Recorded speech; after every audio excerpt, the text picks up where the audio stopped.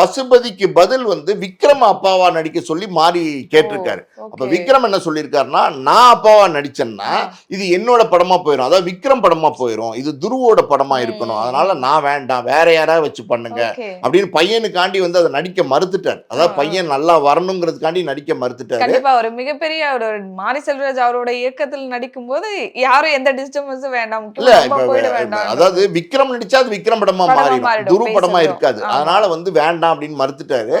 அந்த கேரக்டர்ல பசுபதியை நடிக்க வச்சிருக்காங்க. பசுபதியை பொறுத்த வரைக்கும் சொல்லவே வேணாம், எக்ஸலண்டா நடிப்பார். அதாவது வந்து அவர் இது வரைக்கும் பண்ண படங்கள் எல்லாமே நல்லா இருக்கும். இன்னும் சொல்ல போனா பசுபதிக்கு சரியான கதாபாத்திரங்கள் கிடைக்கல, அவர் ஸ்கோர் பண்ற அளவுக்கு கதாபாத்திரங்கள் கிடைக்கல. ஸோ இந்த படத்துல எல்லாம் மாரி செல்வராஜ் வந்து பசுபதியை வந்து வேற மாதிரி யூஸ் பண்ணியிருப்பாரு, எந்த டவுட்டும் கிடையாது.